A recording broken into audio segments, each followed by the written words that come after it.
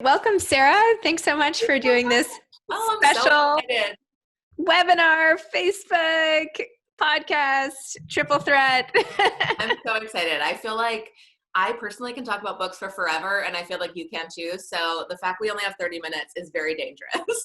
I know. I'm like, there's so much I could talk to you about. It's ridiculous. Your whole background, everything. But today is like such an exciting day for Amazon to come out with their best books of 2020. And I've gone through every category and it's so exciting. And there were so many books that I had on my podcast. So I'm feeling like really excited about that. That's awesome.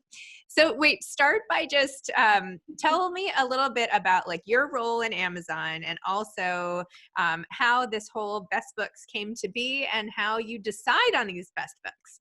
Yeah, so many things to unpack. So my Yes. role at Amazon, to take a step back, I've been at Amazon for 11 years. And I came to Amazon, I moved from New York where I worked at Random House. It was just Random House then, no Penguin. And I have just been a passionate reader my whole life. I feel so lucky that this is what I get to do for my job, and I've always gotten to do it.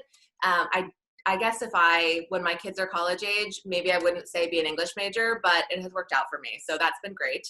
And so at Amazon, I have been on the PR side for a long time, but I've always worked with the books org. And even when I was working with different orgs, I was always working with books and with the editorial team there. And about a year and a half ago, I came back from my last maternity leave, last in a lot of different ways. And I was approached about this job to lead the books editorial team, which is a team that I worked with for 11 years. And I admire, and I always felt like they were my people. And it's really just sort of a dream. And we're a team of passionate readers. There are 6 editors and myself, and we all have different backgrounds in the business. Anything from one editor is an author herself. Someone is an editor from Random House. We used to work together way back. There are people that have worked at different booksellers, people on the sales side, and we all basically are bringing our own background in books and our own expertise and genre knowledge to this team. And we come up with a list every month called the best books of the month. And right now we're reading for February 2020. So we read a few months in advance, and we're reading books that publishers and independent authors present to us. And we all read in different genres. And then once we find something we love, we have someone else read it. Occasionally there's a book we all read because we're so excited about it. And we come up with a list of our top 10 books every month. This year, very rarely we come up with the top 12 when we can't decide on just 10. This year, we've had 5 months of top 12, which is the most top 12s we've ever had. And it made choosing the best books of the year that much harder because there were more top 10 books to look at. But we're doing best books, so top 10 or 12 every month, and then top books in every different category. So everything from all the different ages for children, 0 to 2, 3 to 5, on up to young adult. We also look at cooking, food, and wine, literature and fiction, mystery and thriller, nonfiction, memoir, like literally every category. We are reading those books and trying to pick the best books for people so they don't have to do that themselves. And it's all based on our taste. It's not based on sales or co-op dollars from publishers. It is 100% the books that we read and are excited about. We're reading every single one of them. And you have to love reading to do this job because there's a lot of reading, and I love it. I would read all day if I could. And so then we do best books of the year so far in June, and that's books we start January to June. We look at those 6 months. What's the best book so far? The best book of the year so far was The Girl with the Louding Voice by Abby Dare. She's amazing. I got to interview her in June. And it's such a great book, and really an uplifting book too, which I felt like we really needed in June. And then when we look at the best books of the year, which we release every year around this time period, we look at all the books from those, the first 6 months and then everything else. And we also ask ourselves, did we miss a book? Which we never want to miss anything. We also, sometimes when a pub date changes, we will miss a book because we've already had our top 10 list and we can't put it in. Or another case would be like the Obama book, for instance. We weren't able to read that until it came out on Tuesday, so we couldn't consider it because we already had our best books of November. So we basically are, and then we decide on the top 20 the old fashioned way. We basically sit around, normally we sit around a table. This year we sat around a video call and we argue, we fight about our favorites. This year we had some very, very passionate discussions that ended with people leaving the call angry, but we all agreed at the end on the top 10 list, which is to us the most important, then the top 20, and then we work our way up to 100. So we are, we all come in and we're sort of like fighting for our own favorite. Someone on the team once told me when I just joined the team, like, you can't fight for every book that you love, like really strategic about it. And you're basically making your case to the other members of the team. And, we really aim to have something for everyone too. Like, they're not all fiction, they're not all nonfiction. We always have a debut book every month in our top 2. So yeah, we take this curation really seriously because people just don't have that much time to read. And so we want to help them discover the very best books. Well, I'm glad that you are reading now for February because my anthology is coming out in February. I know, I can't wait. I actually have it digitally, and I think that an advanced copy is on its way to me, and I'm so excited to read it. Oh, good. Awesome. Okay, well, let's talk about the winners, if you don't mind. Can we go through? Yes. So you have one overall winner, but then you have the top 20 books in general. But before I go through the whole list, I just wanted to go tell you which ones from all the categories I've had on my podcast in case people want to go back and listen. And maybe so I don't know which ones I thought were really awesome too. But in addition to the 20 you picked, per category, Good Morning Monster, The Beauty in Breaking, Wandering in Strange Lands, I should probably say the authors, Beauty in Breaking by Michelle Harper, Good Morning Monster by Katherine Gildner, Wandering in Strange Lands by Morgan Jerkins, All Because You Matter, the children's book by Tammy Charles, Black Brother by Jewel Parker Rhodes. I wonder if no one can remember all these while I'm rattling them out. I'm going to publish these somewhere, but Cased by Isabel Wilkerson. I'm about to interview her. Memorial by Brian Washington. Writers and Lovers by Lily King. The Jane Austen Society by Natalie Jenner. Luster, a novel by Raven Lulani. Una Out of Order. Margarita Montemore, The Last Flight by Julie Clark. Pretty Things, Janelle Brown. Long Bright River. Liz Moore, Uncomfortable Conversations with a Black Man, Emmanuel Acho. Wine Girl. Can't Even, Beach Read, Party of Two, Dragon Hoops. Okay, so those are my category. I just had to get those out there. Those books, and I'm like, they feel like my friends. Like, I wanted to jump in. Like, I love the book Una Out of Order. It's one of my favorite books of the year, and I love that idea of no matter what you do, you sort of end up in the same place. And I feel like we saw a lot of books with that theme this year, whether it was Rebecca Searle, the In 5 Years book. It's just, it's also The Invisible Life of Addie LaRue, which is another book I love that's in the top 20. Just, I love that trend. Sliding Doors is my favorite movie. Me too. That's no way. Oh yes. My gosh. No, I say that all the time. It is the best movie. Yes. And her hair, everything. Oh my gosh. Because I always think is this one little tiny decision I'm making going to affect my entire life? And that movie was yes, it will. Yes. And also, I don't know, if you've interviewed Jay Shetty, the author, but he wrote this book, Think Like a Monk. He was amazing. I just that book gives me chills, and it literally changed my life.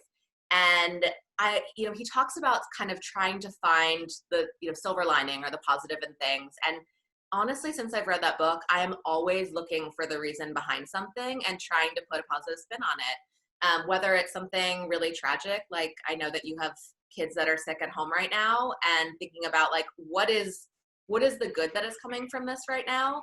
But that book has helped me a ton this year. Yeah. I'm trying to find the meaning behind all of it. I actually said to my husband the other day, I was like, maybe all this is happening, you losing your mom and your grandma and the kids all getting sick. And, I feel like I'm meant to be a messenger, to let people know. And he was like, everyone on the planet knows about this. He's like, I hate to break it to you, but anyone in the world already heard about it. So that can't be it, but who knows? Who knows why things happen? Okay. So the top 20 that you guys picked, including the number one, I should do this backwards. Number 20, Midnight Sun by Stephanie Meyer. 19, The Invisible Life of Addie LaRue, as you just discussed, B. Schwab. Deacon King Kong by James McBride. Pretty Things by Janelle Brown. Oh, I already said that. Saigon, A Misfits Memoir of Great Books, Punk Rock, and the Fight to Fit In by Fu Tran.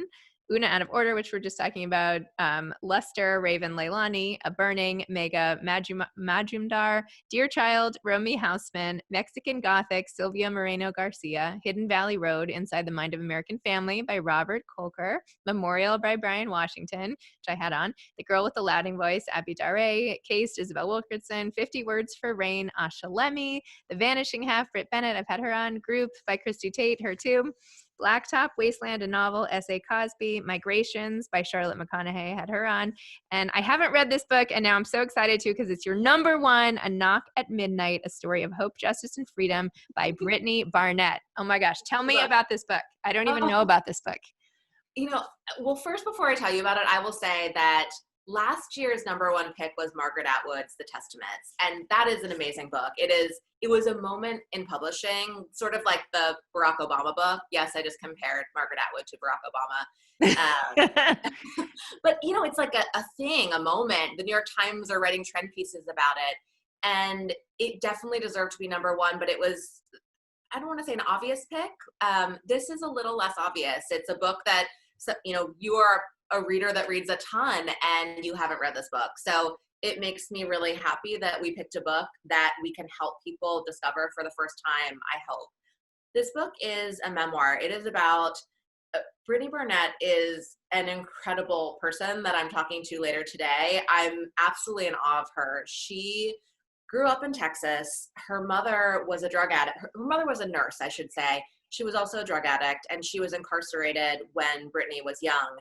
And Brittany then, I think obviously she saw people that were incarcerated as people and not just as statistics. And when she was a little bit older and was studying to be a lawyer, she came upon the case of a woman named Sharonda Jones. And Sharonda reminded her so much of her own mother and her family. She was a young woman who was given a life sentence based on the war on drugs, this harsh life sentence for doing something that was not worthy of a life sentence. It was driving drugs down the highway, essentially. And she wasn't expecting to get this sentence. She even left her purse in the car when she went in for her final sentencing. And Brittany basically, while she's being a lawyer at a corporate firm and working in like tax law, she dedicates the rest of her life to helping these people that were served life sentences because of the war on drugs and the disproportionate amount of Black Americans that were given life sentences. And she changes the world. It's absolutely amazing. I mean, it's a heartbreaking story. And for me, I grew up in the 80s, and when I hear the war on drugs, I think I thought like, yeah, war on drugs. And now I feel ashamed when I think about what that meant for so many families and Black families in America. And, it was really eye-opening for me, but even for people who it's not eye-opening for, you cannot walk away from this book not being affected by it. And it's also hopeful. It's incredibly sad in places, but it's a really hopeful book. And it just felt like it came at the right time. There was no other book that we read this year that we felt like really captured what was going on in the country, what we felt like we needed to learn, and what was important to read about. So it's just, I don't want to say it's a hard book to read, but at times it's hard to read it because it's really true and it's really sad at times. But read it because she's an amazing person. And she writes about this idea of representation for children, Black children. And when she was growing up, there were no models of Black female lawyers. And so even though she thought she would become a lawyer, she kind of thought like, well, Black women don't become lawyers. And then she met her first Black lawyer, and basically it changed her life. And she has changed so many lives. It's really just an amazing story. And I think too, there's, even for people that don't follow this, prison reform or criminal reform, I think most recently, President Trump pardoned someone through Kim Kardashian. That woman is in this book, and you don't realize it until the very end, but she's someone that Brittany becomes friends with through her visits to these prisons. Like, these are real, I don't know, for me, that was like, oh my gosh, I remember watching this on the news. So it's just, it's really timely. It's really important. It's incredibly inspiring. It made me want to like go back to my 20s and say like, what else should I be doing with my life? It's really, really remarkable. And she's just like, I'm so in awe of her. Okay. I'm like, as soon as we finish this, I'm going to email her publicist to try to get her on my podcast. So thank you for that. I mean, beyond doing all of this and being a lawyer, she also started all of these foundations.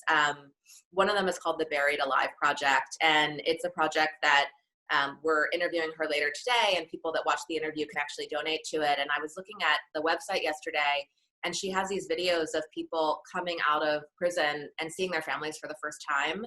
And one of them is so recent, they're actually wearing masks, and whoever is filming it from inside of a car. And so you know that like they can't get out because they can't get too close to the people that are coming out of the prison. And it's, I told my son, my 4-year-old, mommy cried happy tears. Like I was just sitting in my office, like tears streaming down my face, and knowing that I was getting on a conference call in 5 minutes, and I was like, what's my mascara doing? But it really like that idea of taking what you think of as statistics or just sort of nameless people and putting this human face on them is just so important. Oh my gosh. Speaking of your son, by the way, I love that in your bio you mentioned like jumping on the trampoline with your sons is like one of your biggest pastimes, because literally that's like I feel like if there's any hope from the muscles in my legs, it is because of that. It is hard work. I know. We got the trampoline during quarantine. We were lucky enough to get one, and I remember one of our neighbors like stopping by our yard, and I was jumping on the trampoline. And I was like, it was like I had done like a HIIT workout. I was like pouring sweat, and I was so embarrassed. I was like, this is really hard work. So yes, we bounced a lot. Yeah. Anyway, just had to get that out there. So in terms of for authors out there who are like, I really want to get on this list, what can they do? Like, what are the exact criteria? Does it have to, I know it has to come out in the calendar year 2020, and you all have to like it and respond to it and find it relevant and timely and everything. But what else? I mean, that's really it. Okay.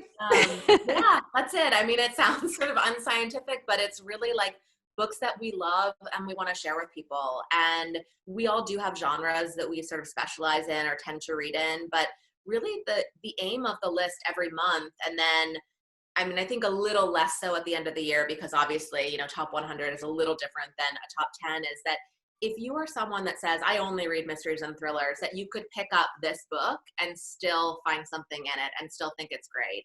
The sort of like crossover appeal that people talk about in the industry, or like genre bending. I mean, that's really, we look for that too. One of the books that we had talked about that I loved, The Invisible Life of Addie LaRue.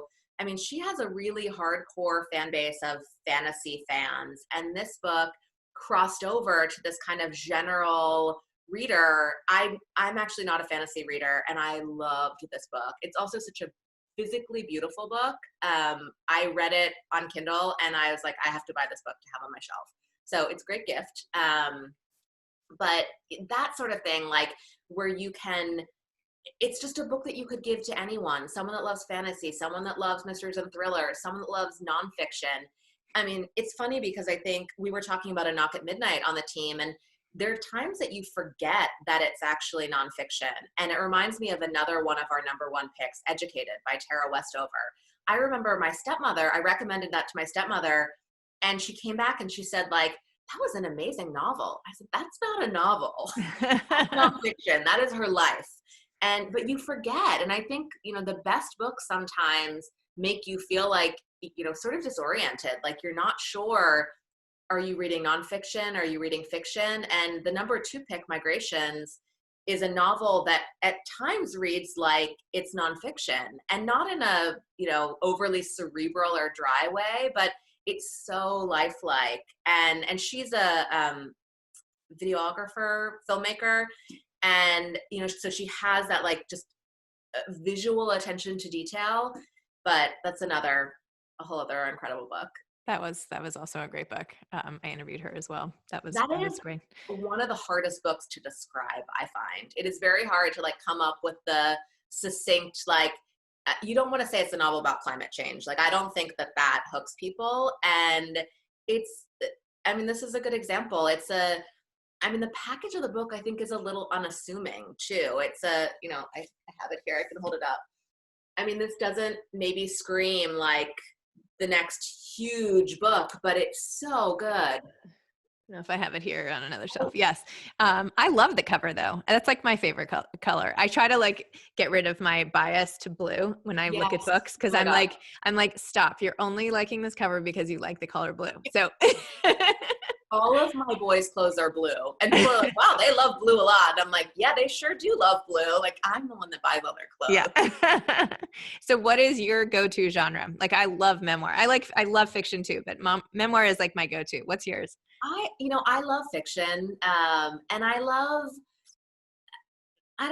guess I would say like book club type fiction, but I love like a good family saga. Like, I want to get in with these characters and I want to live with them for like 200 years. I want to meet everyone in their family. I want to know about every issue they've had. Like, who's an alcoholic, who had an affair, like who said what to whom. And I just like that, to me, is why I love reading so much. Like, I just want to get out of my life and go into this other place and just like be absorbed by these characters. And it's just, I love stories. I love good TV too, like a good TV story. I just watched The Queen's Gambit, and that, I mean, I know that's a novel too, but like that sort of like character development and surprises, it's just like, I don't know, stories are so amazing. I was just, one of my friends just had a baby, and I gave him 3 books for his baby. I gave him the Going to Bed book. I gave him Giraffes Can't Dance, which I love that book so much. And I gave him Little Blue Truck. And I said, like, I wrote the note, like, from my children to this baby. And I said, these are books. When you learn to read, you'll never be lonely. And that's just sort of how I feel. Like, you can never be bored and lonely when you're surrounded by all of these people and all of these stories. So yes, that is. Yeah, I feel like we are sharing a brain or personality or something. No, because like some of the things you're saying, I'm like, I say that all the time. That's my favorite movie. Like, that's what I feel the same way. I even had like a therapist say that to me at one point. Like, you will never be lonely if you have a good book. And I'm like, I know that I've been reading I'm sure like me, you were a bookworm as a kid, right? You just Yep. like reading is something that you just always go to. And like, the idea of being bored is not something, I mean, I wish I were bored right now, frankly, but that's not something that I don't think I've ever felt. I mean, I obsessively plan books for vacation. I mean, I was even like going through my journal. It's like books to read on the long weekend. And then it's like, do I read, I mean, I read workbooks and they're for pleasure too, but also like books that like, there's, Conversation with Friends by Sally Rooney. I have never read that book. I love Normal People. I love that book. The show was incredible. It's not something I want to watch with like my mom or anything, but It's an incredible show. And I've never read her second book. And it's like it's a $10 book. I should just buy it. But I keep saving it for like, I'm not sure, vacation that I'm not going on. But yes, there's just always something to read. It's amazing. Are you a Kindle person or are you more a hard copy person? I'm both. I really like the convenience on reading on Kindle. And when I used to go on vacation back in the 90s, not in the 90s, in the early aughts when I was in my 20s, I would go on vacation and I would literally take one bag that was all books, all hardcovers too, because I worked in publishing and, we sort of would like trade hardcovers with each other. And I love the convenience of going, oh, hey, dog. Oh, sorry. Mine's right here. Of going on vacation and just bringing my Kindles. And I love, I think like a lot of parents, I wake up frequently in the middle of the night, and being able to read my Kindle and having the light built into it that's not, the bad light is amazing. But I love the sensation of a physical book too. Like I mentioned, I love the beauty of the Addie LaRue book. I got my Obama book in the mail yesterday. That's a book that I bought in hardcover, and then I bought on Audible too, because I love listening to books read by mostly memoirs read by the people that wrote them. And I had such a like profound experience listening to Michelle Obama's book. I had just had my second baby, and it was winter and we were going on a lot of walks outside. And I just listened to that book while I was pushing him in the stroller. And I felt like I was like absorbing her wisdom, she seems like such an amazing mother and person. I was like, this is making me a better mother as I listen to this. So I really want to listen to his book too. And then the other night I started Kristen Hanna's new book. I love everything. I did too. Yes. Oh my gosh. I started reading that like a week ago or something. Oh. Yeah. 2 weeks ago, something. Yeah. We need to talk about it. I was so excited when it came. I felt like a kid in a candy shop. I'm like, I cannot wait. So I actually, I wrote about this we have a blog called the Amazon Book Review that's on Amazon. And I wrote about this on the blog that it was my weekend reading last week. I started it last Friday. And my colleague, Erin, who kind of manages the Best Book program and keeps us all on task, she knows how much I love Kristen Hanna. She would not let me read the book when I received it like a month or so ago because she was like, you're not caught up on your December reading yet. And I actually listened to her. I'm such a rule follower. And I caught up on all my reading so that I could start it.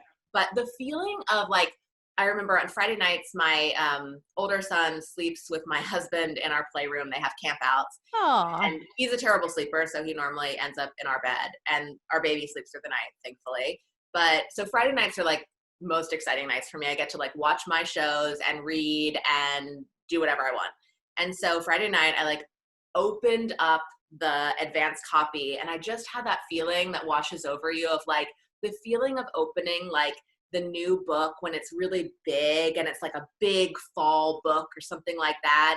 And it's like, I feel that way about Jonathan Franzen's books. Like they're like moments and it's just so satisfying. And I was like, I'm just so happy right now. Like, but I mean, that's great. I'm very happy that all it takes to make me happy is like opening a book.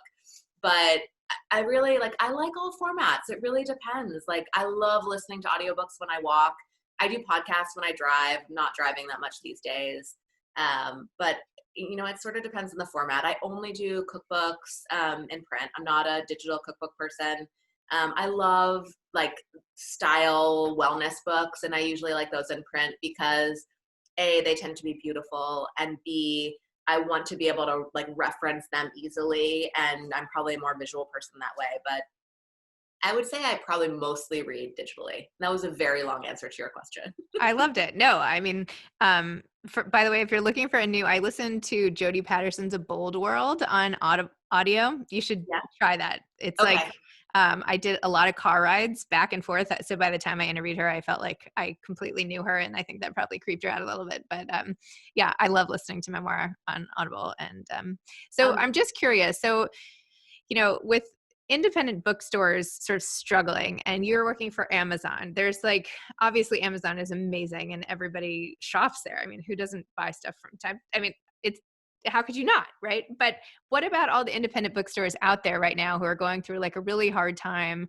and some sort of, I would say maybe blame Amazon for like their demise. And as such a huge book lover like I am, how do you deal with that sort of, issue, I guess?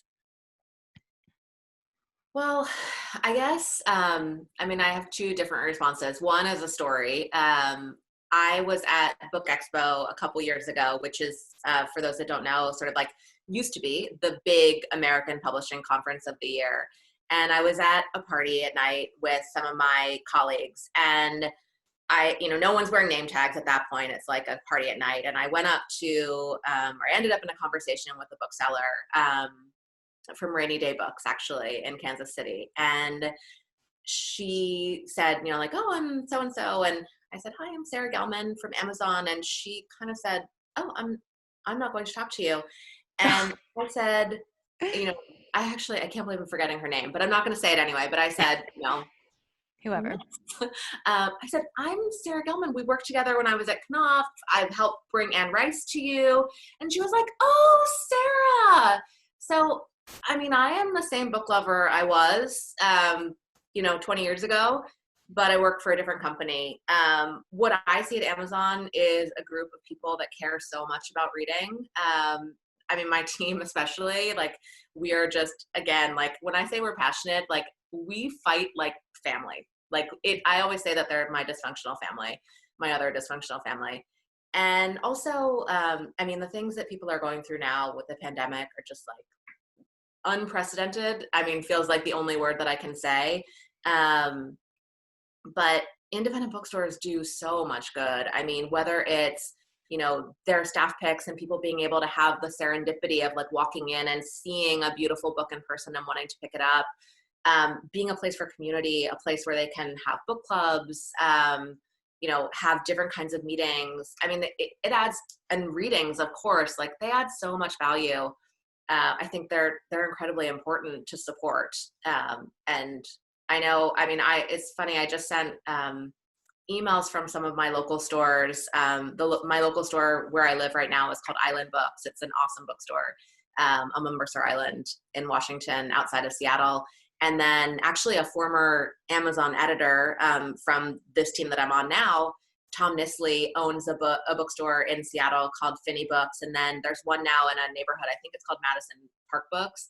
And I just sent their newsletters out to some people on my team because I just love how they're still, I mean, Island Books they're amazing. Like they have always had a program where if you order a book either online or by phone, they will deliver it to anyone on the island. So for people that are older and can't actually get to their store so easily, like they get in their car and they drive it to you. They have a box outside where you can, again, order online or call an order, and they have like a no contact pickup box outside.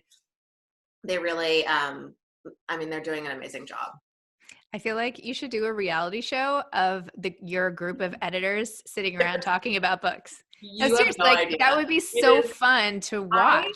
I find like I think we're endlessly fascinating. But I'm also like a total book nerd. But like there are book jokes. There are a lot of book jokes. I mean, someone in the comments here asked, like, where was Dear Edward? That was one of my best reads. Was that on there? 100. I love that book. Maybe I missed it in the category by category when I went through one by one. Maybe I missed it. Anyway, good. I'm glad it's on there. That was really good. I really love that book. It's funny. I feel like, I don't know if you had this experience. Like I loved the present moment piece of that book more than I love I love the when they're on the plane part better than the part that took place like when he's growing up. Because it reminded me of that book, The Fall, is it Noah Hawley? I loved that book so much. And I don't know. And sort of like that and Lost put together, but that's a great book. And that's it. I mean, this is so subjective. Like, I mean, there are books that were huge books that aren't on this list and books that people might not have heard of. It's not necessarily about name recognition. It's an imperfect, unscientific process. The thing I like about books about airplane type things or crowds, it's like why people randomly get thrown together and then all their backstories, right? Yes. I always wonder when I'm in a trapped situation, like on a plane or I don't know, somewhere, what's everybody else going through or in a spinning room even or something. Like everyone has so many stories going on. If only we knew when we saw them or could press play and watch them. I mean, that book and I mean, not to bring up another TV show, Lost, like perfect example of that, of like, I think it's been a while since I read Dear Edward, but that, someone is reflecting on like this woman that seems like they're not feeling well. And then you learn later that she's pregnant. It's just like, yes, you have no idea what these people are going through and what their morning was like. I mean, that's a pretty important lesson to take through life right now in general. You never know what the person behind you at the grocery store just experienced and, they might be being nasty, but yeah, I mean, it's, I don't know. My dream is like one day people walk around with shirts that say like, like going through infertility treatments, my mother just died, or like, having a horrible stomach pain for 6 months. What's going on with me? Like, or just like all these things that like you wouldn't know and nobody would tell you. But as soon as you saw that, you would have immediate empathy and compassion for the person. And maybe if they were online in front of you, you wouldn't be so annoyed and like rude about it, Well, I feel like reading sort of teaches you to look for that in people, and you're getting into someone else's thoughts in a way that you can't even, for people that are big TV watchers. Again, I love TV. Yeah, really, I don't know. And I feel like, I don't want to say nosy. That feels like a bad thing to say. I'm a very curious person and I want to know everyone's backstory and like all of that stuff that like you only want to talk to your therapist about. And that's one of the reasons why I love reading and why I love those big family sagas. I If, just, if we weren't talking so much about books, I would be trying to find out like all of your sordid past and like your personal life. No, I'm we're going kidding. to do that over a glass of wine Yeah, another we'll time. have to do it another time. I Well, I don't want to run over. I know you have a big interview coming up. answer one more question. Do you mind? It Do was I the mind? No, of course. I saw the question come in, when do you read? And that's actually Oh, something where is that that question? Sorry, I missed it. uh, oh no, I saw a couple questions coming in. Oh, sorry. Yes, in the chat. I was Yes. an English major. And the when do you read? This is something that I love to talk about because much like the name of your podcast, I feel like people are always like, I never have time to read. And I am here to tell you that you do have time to read. I feel like I have a pretty full life. I have two little kids, I have two dogs and two cats and a job and everything. And my secret is I read every night before I go to bed. That's when I do all my work reading. I don't, unfortunately, sit around during the work day and read all day. I'm at my computer and in meetings, but I make it a point to read every night. And I can capture an hour of reading, or sometimes I read for 5 minutes and then I literally fall asleep with the book, waking me up when it hits my face. And I don't feel guilty about the amount of time that I spend, because when you say something like, oh, I can only work out for 5 minutes, like you're still working out for 5 minutes. So just make it a habit and you'll start seeing that you can do it. And also you'll start seeing that like you will fall in love with that story and want to spend more time doing it. Like so often people that say they don't have time to read are scrolling their phones before they go to bed. And it's like, put your phone away. Like it is a drug. It is giving you the effects of a drug, and just pick up a book, whatever it is. And then also, I mean, this sort of the idea of like recapturing time in your day. So I know that you listen to audiobooks when you walk your dog. Like that's a perfect time. I'm sort of torn between, you mentioned you interviewed the author of Can't Even. I interviewed her over email and I asked her what she does to avoid burnout. And she said that she doesn't like to multitask. She likes to like singularly focus on one thing. So now I do feel a little guilty because I'll walk, our dogs, and I'll listen to a book at the same time. I'm listening to the Chiffon Trenches, the Andre Leon Oh, I Talley had him right on. now. Yeah, yeah. Oh my gosh. Yeah. That is, if anyone's looking for an audiobook, I want him to read everything to me. Like his French accent, I want to meet him and just, I don't know. I don't know what I would wear, but I'm going to send you the link because I have it on YouTube also. So I'll send oh, it to you. He's so funny. okay. Yeah, it was great. Yeah, but I just like, I take back that walk time and, I don't know, spending time with myself, exercising my dogs, exercising my body, and reading. So it's just really all about that. And I also, my other sort of like easy tip, and I have so many more too, but I am a huge GoodReads reading challenge person. So I set a goal at the beginning of the year and I log every single book that I read. My sort of secrets are I only log books that I know I'm going to finish. So with my job, sometimes I start a book that I hate this, but sometimes I don't finish them. If I don't love them, I just don't finish them. So I only put books on there that I know, once I start reading enough that I know I'll finish it, then I will put it on currently reading and then read. And I also have a rule that I don't log parenting books or relationship books, because I know that other people follow my book picks and I feel like that's private. Like you don't need to know my issues with my children or my husband. But other than that, I log all my books there and it keeps me accountable. I mean, it's just like having any sort of goal and answering to it. And I have done very well this year on my reading goal, but I mean, just setting that goal and then like working towards something, it's accountability, the same as anything else. Do you include children's books? One of the questions, do you include? I don't actually. I would include a young adult book that I'm reading for myself. So Black Brother, a book that you mentioned. I So love good. that book. I find myself bringing that book up weirdly all the time and talking about fencing and like how there's something so poetic about like in fencing, everyone looks the same. I interviewed Chelsea Clinton earlier this year and she writes about the female Muslim Olympian who is the fencing athlete. And that idea that like fencing was something that she could do and still be in, the dress that she needed to wear for her beliefs, but also be athletic and, be the best in her field. I just think like there's something so beautiful about that. And so that book I would record, but like when I read my kids, I'm trying to think like what they're super into right now. Oh my gosh, one of my sons is really into The Nightmare Before Christmas. I think other people are horrified by this, but we keep reading the book that is sort of the kids' version of it, and I don't log those because thankfully my kids both love to read, and I think part of it is like they see me doing it, and so they want to model. I mean, they also frankly like see me on my phone and they'll like pick up my phone and say like hello, which I think is cute but also sort of sad, but they also just pick up books and they want to read, and I'll say like time for dinner and my little baby will say hey, me reading, and I love that. That's amazing. Yeah, my daughter last night, I was reading a book like Danny and the Dinosaur to my littler guy. And my 7-year-old daughter was like, wait, I missed the beginning. And she like grabs it out of her hand. She's like, I'm just going to take that and read it. Bye, I'm reading. And I'm like, all right, great. You know what? You stay up as long as you want if you want to read. That's fine by me. Just one other question, if you have 2 more seconds, other than bookstore newsletters, what are other ways you get books on your radar? Amazon is one of them. I mean, obviously, through work, publishers are sharing books with us and kind of pitching us probably the same way they pitch you, Zibby. And I learn about a lot of the books that I want to read then. And then I feel like, my job is then to share that wealth with other readers.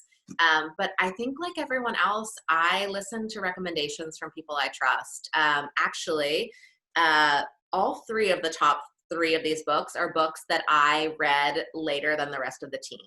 And especially Migrations.